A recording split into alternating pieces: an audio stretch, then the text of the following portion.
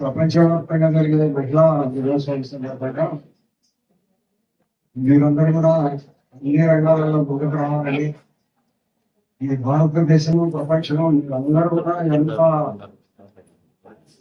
Madam యొక్క స్థానికత సంపాదిస్తాయని దేశం ముందుకు. ఈరోజు మేము ఇక్కడ కూర్చొని మొన్నమంది అందరం మేము తెలంగాణలో ఉన్నామంటే స్పెషల్ గా నాకు తప్పదు నా మాట చెప్తున్నాను. నా భార్య నన్ను అన్ని రకాల నేను బయటకు వచ్చేటప్పుడు ఇక్కడ ఏమి చేస్తా ఉంటాను, నేను బయట ఎక్కడున్నాను, ఈ స్థాయి ఎక్కడున్నాను, ఈ స్థాయి ఎందుకంటే మనం ఇక్కడికి వస్తాం మా ఇంటి దగ్గరికి ఎవరైనా పోతే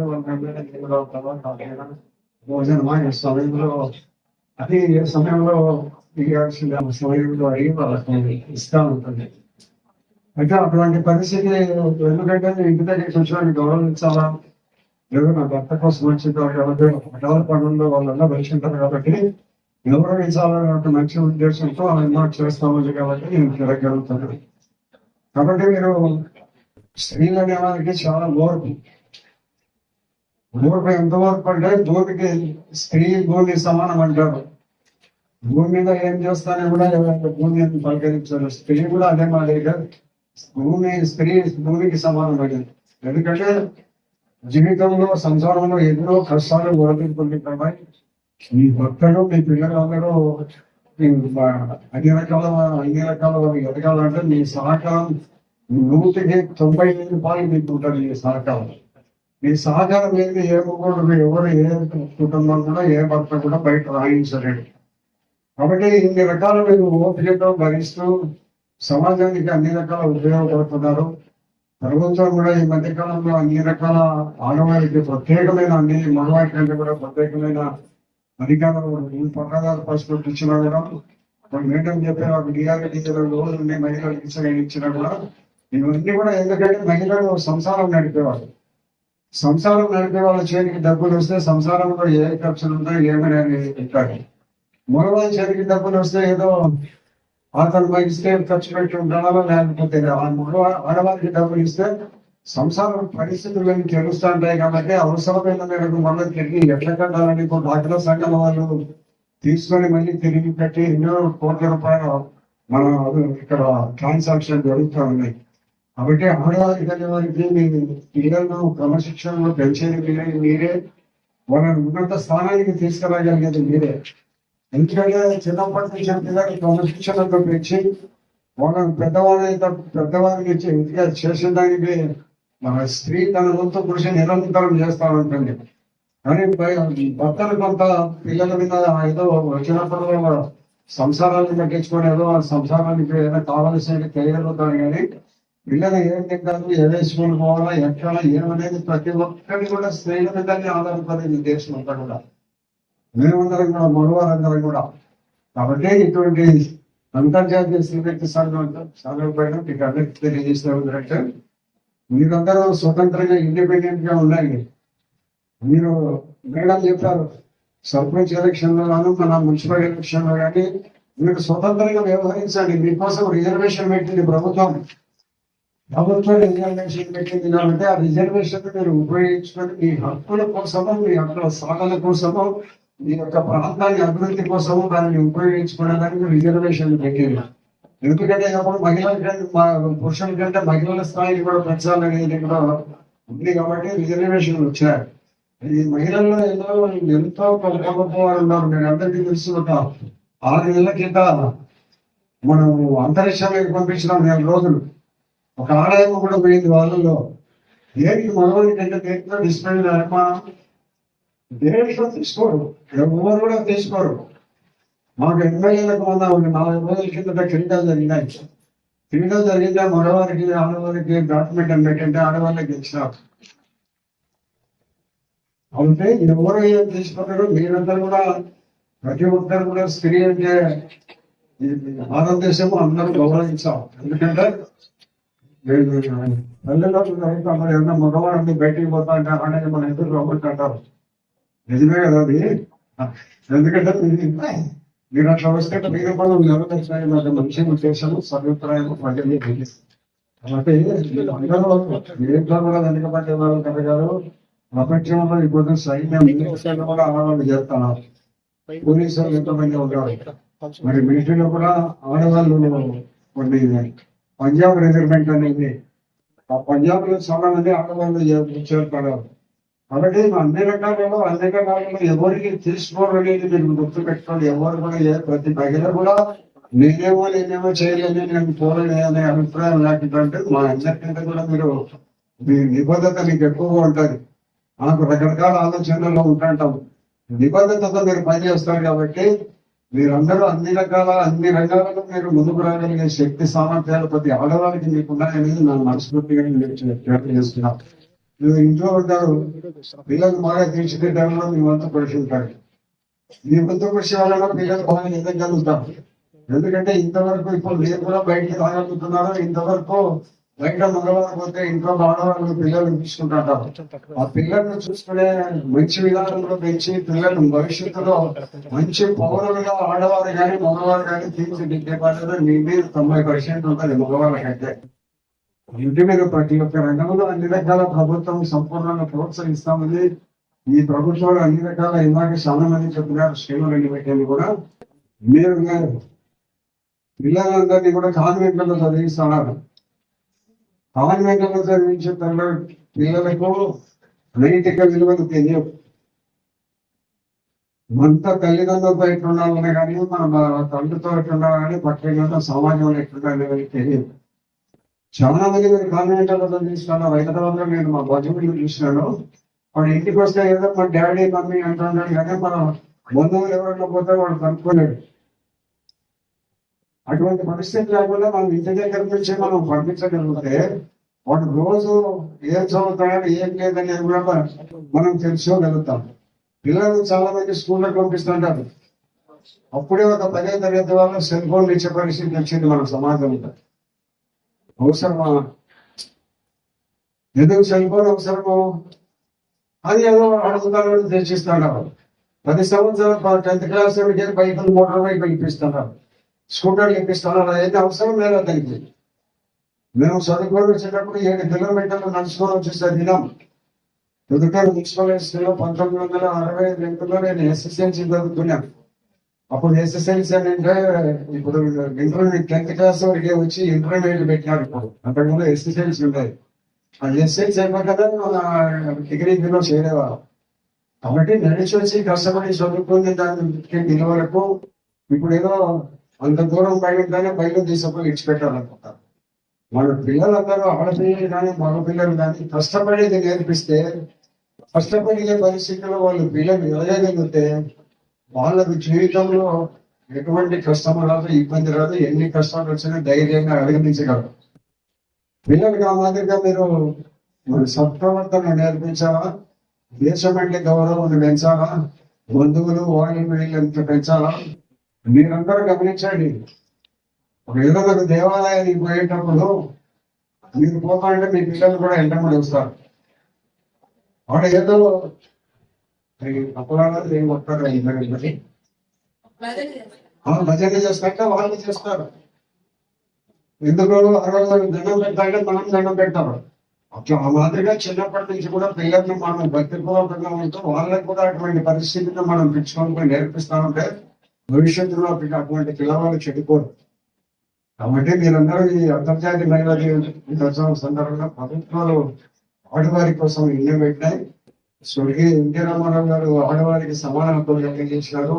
అప్పటి నుంచి ఇప్పుడు అందరికీ సమాన హక్కులు వస్తున్నాయి. అయితే మీరు సర్దుకోకపోతుంటే మగవాళ్ళు ఎక్కువ తీసుకుంటున్నారు, లేదు అని మాకు సమానంగా కావాలంటే ఇచ్చే పరిస్థితులు కూడా వచ్చినాయి.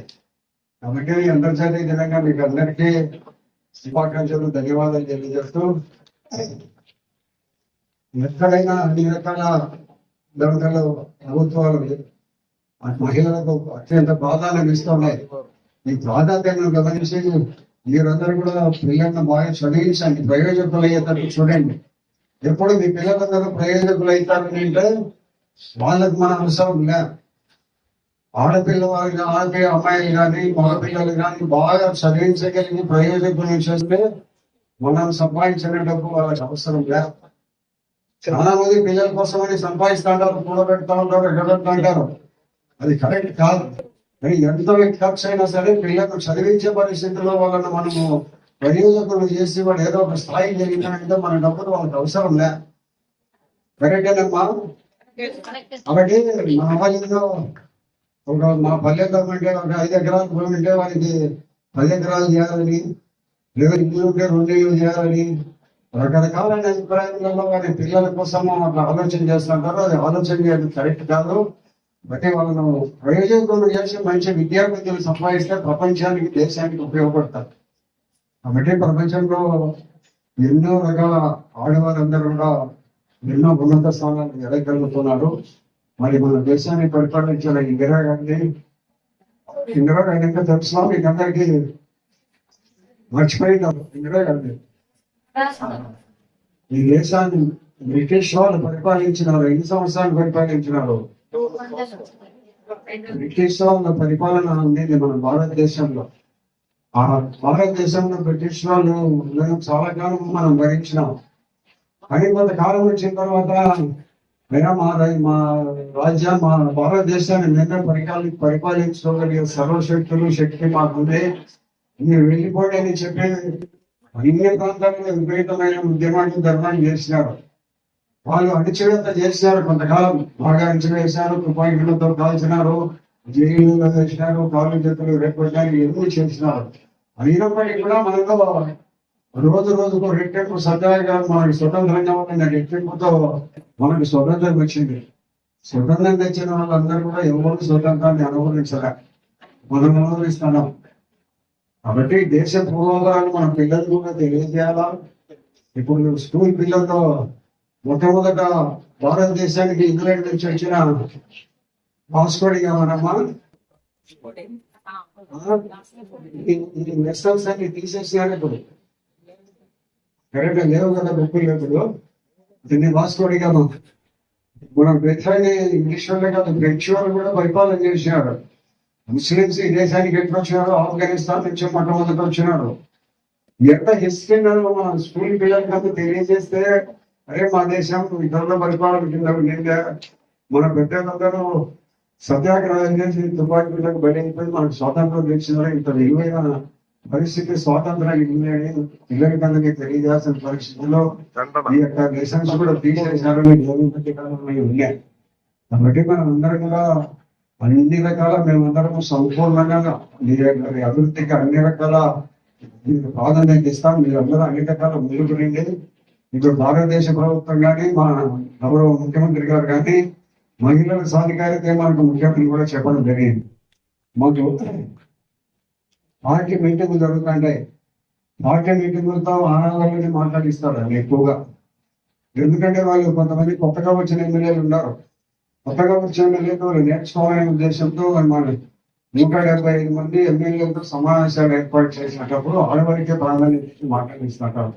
కాబట్టి మన గౌరవ ముఖ్యమంత్రి గారు కూడా అన్ని రకాల ఆడవారి అభివృద్ధి చెందడానికి అన్ని రకాల ఈ ప్రోత్సాహం ప్రభుత్వం ఇస్తుంది. కాబట్టి ప్రోత్సాహాన్ని అందిపుచ్చుకోండి. ఎందుకంటే మీరు మేడం చెప్పింది ఇందాక, లోను డబ్బు మగవానికి ఇస్తే రకరకాల వ్యసనాలు ఉంటాయి.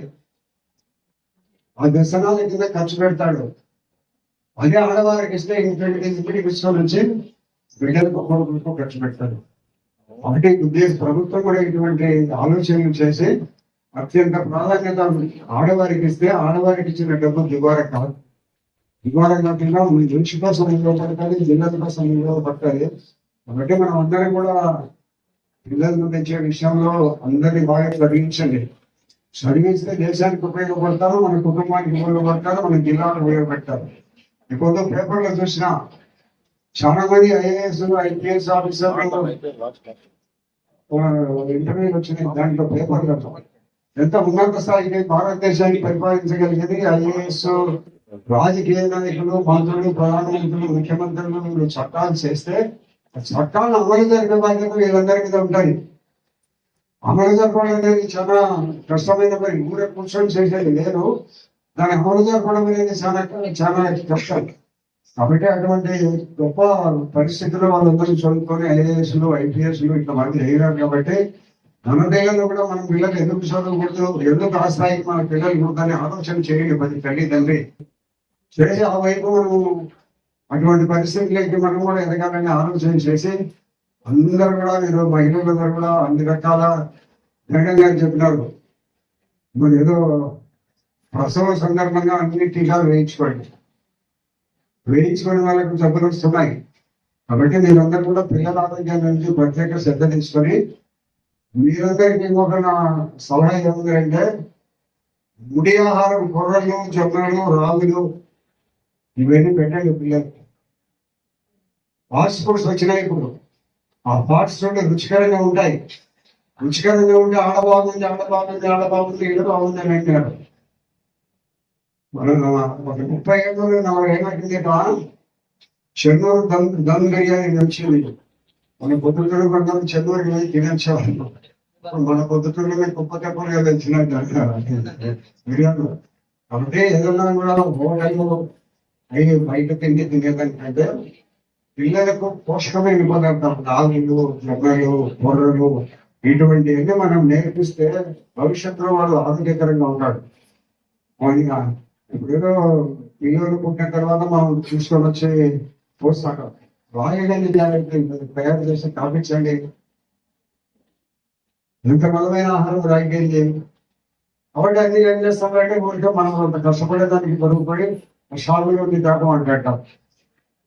కాబట్టి పిల్లలకందరికి కూడా ముడి ఆహారంలో తిరిగి అంటే నేను ఒక మాట చెప్తాను మీ అందరికి, ఇంకా ఆరోగ్యంగా నేను కూడా ఉన్నాను. నాకు 80-50 సంవత్సరాలు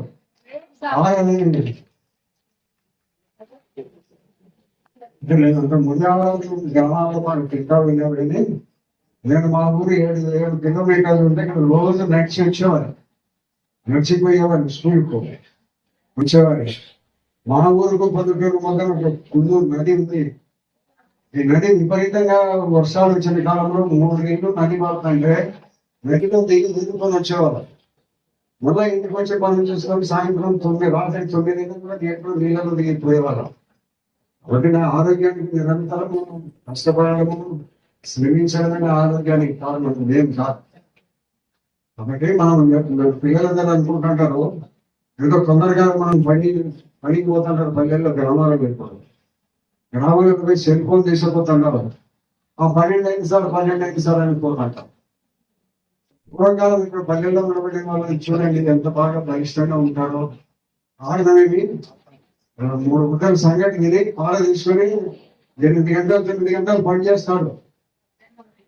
అట్లా పనిచేస్తే ఎవరికి షుగర్ రాదు, బీపీ రాదు, ఏ జబ్బులు రాదు. అది ఎందుకు తెలుసుకోకుండా మనం కష్టపడాలి మంచిది, ఆరోగ్యానికి మంచిదని ఎందుకు మనం అనుకోకుండా ఉన్నాము. మీరు ఆడవారైనా కూడా కాబట్టి ఎంత కష్టపడి శ్రమిస్తే అంత ఆరోగ్యంగా ఉండగలుగుతాం. అదే మన భక్తులకు మన పిల్లలు కూడా నేర్పించాలి. చిన్నప్పటి నుంచి ఇప్పుడే శ్రమ అంటే వాళ్ళకి నేర్పిస్తే భవిష్యత్తులో వాళ్ళకు దాని ఆ శ్రమ అనేది ఉపయోగం వాళ్ళు పొందగలుగుతాం. కాబట్టి మీరందరూ కూడా అన్ని మనకు తెలిసినవి ఉన్నాయి. కాబట్టి మీరందరూ కూడా అన్ని రంగాలలో ముందుకు రండి. మీకు అన్నిటికంటే నంబర్ 1 ప్రాధాన్యత ఇస్తాము. అలాంటి పరిస్థితుల్లో మీ సమస్యలు ఏమైనా ఉంటే అన్ని రకాల ప్రభుత్వం మేము అంతా సహాయం చేస్తాం. ఎందుకు చేస్తాం.